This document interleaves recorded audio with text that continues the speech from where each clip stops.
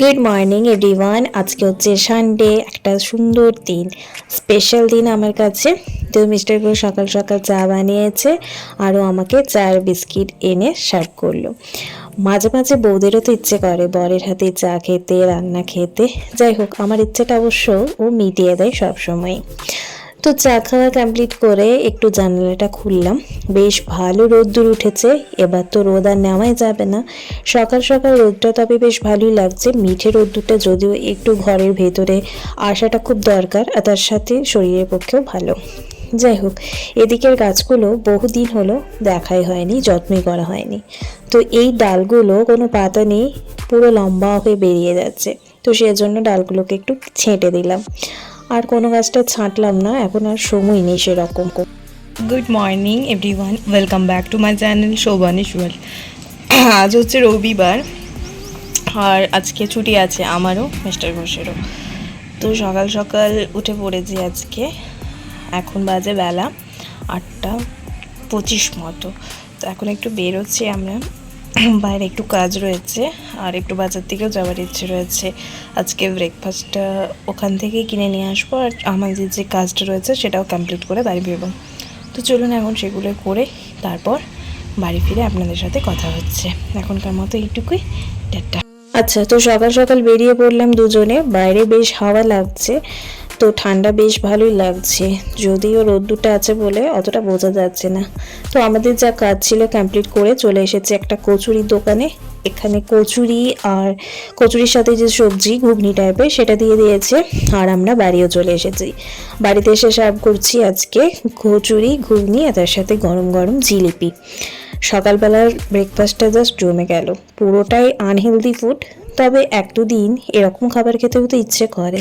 জীবন তো একটাই, সব রকম করে জীবনটাকে কাটিয়ে ফেলতে হবে, বেশি রেস্ট্রিকশন করে লাভ নেই। হোক, আমাদের সবার ব্রেকফাস্ট কমপ্লিট। এখন আমার একটা কাজ রয়েছে, যে কাজটা মোটামুটি 2 থেকে 3 দিন ধরে পেন্ডিং রয়েছে। তো সেটা এখন করব। দুটো ভালো শাড়ি পরে রয়েছে, সেগুলোকে ক্লিন করব। তো ভালো শাড়ি আমি সাধারণত শ্যাম্পু দিয়েই ক্লিন করি, তাতে দেখি রঙটাও ভালো থাকে আর শাড়ির কাপড়টাও ভালো থাকে। জন্য 5-10 মিনিট শ্যাম্পুর মধ্যে ভিজিয়ে রেখে কাচার পর মেলে দিতে হবে রোদে। 2000 years later. স্নান কমপ্লিট আমার, এখন বাজে বেলা 12টা মতো। শ্যাম্পু করে নিয়েছি পুরো। এখন যাবো রান্নাঘরে, দেখা যাক কি রান্না করেছে। চলুন এখন রান্নাঘরে যাই। চলে এসেছে রান্নাঘরে। আমার যাবতীয় সব কাজ কমপ্লিট, স্নানও কমপ্লিট। তো মা বাকি রান্নাগুলো করে নিয়েছে, সবজি, ভাত, শাক ভাজা যা হয়েছে। এখন আমি বানাচ্ছি একটা স্পেশাল রান্না, সেটা হচ্ছে মাছটা সর্ষে পোস্ত দিয়ে বানাবো। তো এখানে সর্ষে আর পোস্ত সমপরিমাণ নিয়ে নিয়েছি আমি। 2 চামচ সর্ষে, 2 চামচ পোস্ত প্রথমে ভালোভাবে একবার ব্লেন্ড করে নিয়েছি। তারপর দিয়ে দিয়েছি পেঁয়াজ, আদা, কাঁচা লঙ্কা আর রসুন। তো এখন এই পেস্টটা একটা বাটিতে নিয়ে আমি মিক্সির ধোয়া জলটাও রেখে নিয়েছি। আর এদিকে ততক্ষণ একটা কড়াই গরম করে তাতে পরিমাণ মতো সর্ষের তেল দিয়ে, সর্ষের তেলটা গরম হলে তাতে দিয়ে দিলাম ফোড়নে জিরে, আর তার সাথে কুচানো পেঁয়াজ। তো এগুলো ভালোভাবে ভেজে নেব। আর এদিকে মায়ের সমস্ত রান্না কমপ্লিট, মাছ ভাজাটাও কমপ্লিট হয়ে গেছে। এটা হচ্ছে লাইলন টিকা মাছ। মাছটা কেমন দেখতে হয় অবশ্যই শেয়ার করব একদিন। মাছটা যদিও কাটিয়ে এনেছিল, তাই আপনাদের সাথে পুরো মাছটা শেয়ার করা গেল না। তো এই প্রসেসে রান্নাটা কম বেশি সবাই জানেন, তবুও একবার শেয়ার করলাম। বেশ ভালো হয় দেখি এইভাবে রান্নাটা করলে। শুধু সর্ষে দিয়ে করলে যত না টেস্টি হয়, তার সাথে একটু দেখি পোস্ত মিশিয়ে রান্না করলে সেটা টেস্ট বেশি ভালো হয়। আর তার সাথে দিয়ে দিতে হবে পরিমাণ মতো লবণ, হলুদ, জিরে গুঁড়ো আর একটু টমেটোর পরিবর্তে আপনারা টমেটো কেচাপও কিন্তু ব্যবহার করতে পারেন। তো সমস্ত কিছু ভালোভাবে ভেজে নিতে হবে। তারপর সর্ষের কাঁচা গন্ধটা চলে গেলে দিয়ে দিতে হবে পরিমাণ মতো জল। তো ভালোভাবে জল দিয়ে ফুটে গেলে মাছগুলো দিয়ে আরও কয়েক মিনিট ফুটিয়ে নিয়ে ধনেপাতা কুচি দিয়ে নামিয়ে নিতে হবে। রান্নাটা বড্ড সোজা, আর সময়টাও কম লাগে। আর এই রান্নাটা গরম ভাতের সাথে থাকলে আর কোনো কিছুই লাগে না। তো আমি তো এই মাছের এই আইটেমটা থাকলে আমার আর কোনো কিছুই তেমনভাবে লাগে না, এটা এতটা ভালো খেতে হয়। যাই হোক, এদিকে মোটামুটি গল্প করতে করতে আমার 80% প্রসেস কিন্তু কমপ্লিট হয়ে গেছে।